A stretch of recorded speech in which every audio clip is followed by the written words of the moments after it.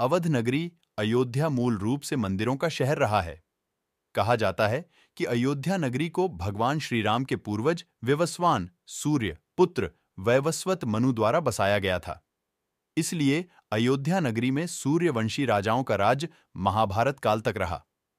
अयोध्या नगरी के दशरथ महल में ही प्रभु श्री राम का जन्म हुआ। धन्य धान्य और रत्न आभूषणों से भरी इस नगरी की अतुलनीय छटा और खूबसूरत इमारतों का वर्णन वाल्मीकि रामायण में भी मिलता है।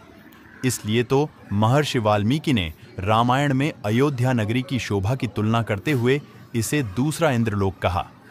लेकिन भगवान श्री राम के जल समाधि लेने के बाद अयोध्या कुछ समय के लिए उजाड़ हो गई थी।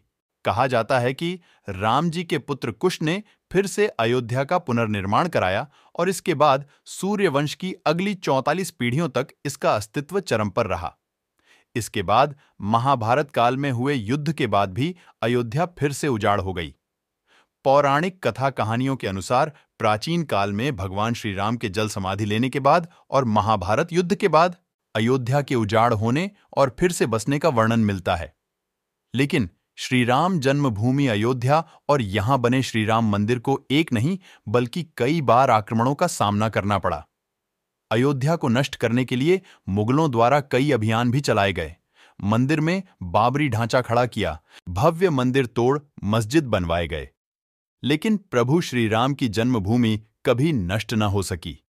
वैसे तो अयोध्या नगरी का इतिहास त्रेता युग से भी पुराना है, लेकिन आपको बताएंगे अयोध्या नगरी में विवाद से लेकर विध्वंस, निर्माण और उद्घाटन तक श्री राम जन्मभूमि अयोध्या के करीब 500 सालों के बारे में। अयोध्या राम जन्मभूमि देश के सबसे लंबे चलने वाले केस। राम जन्मभूमि का इतिहास बहुत पुराना है। 1528 से लेकर 2023 तक श्री राम जन्मभूमि के पूरे 455 वर्षों के इतिहास में कई मोड़ आए। इसमें 9 नवंबर 2019 का दिन बेहद खास रहा, जब 5 जजों की संवैधानिक बेंच ने ऐतिहासिक फैसला सुनाया।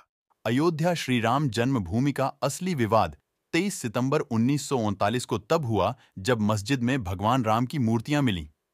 इसे लेकर हिंदू समुदाय के लोग कहने लगे कि यहां साक्षात भगवान राम प्रकट हुए हैं।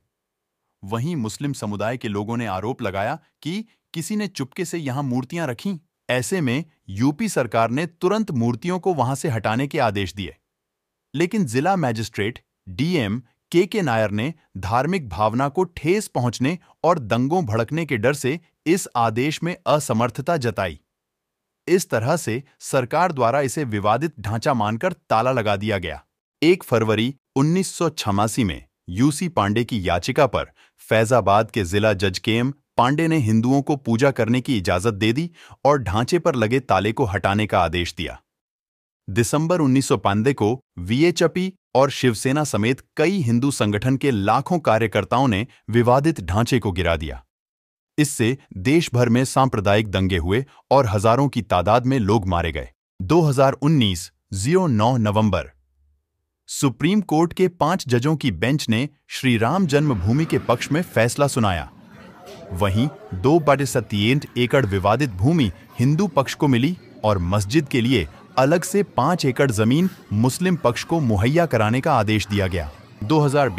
25 मार्च 2020 को पूरे 28 साल बाद रामलला टेंट से निकलकर फाइबर मंदिर में शिफ्ट हुए और इसके बाद 5 अगस्त को भूमि पूजन किया गया। अब एक बार फिर से श्री राम की जन्मभूमि अयोध्या में रामलला का भव्य मंदिर बनकर तैयार हो चुका है। 22 जनवरी 2024 को रामलला के भव्य मंदिर का अभिषेक होगा। इस तरह से सालों साल चले इस विवाद का अंत होगा।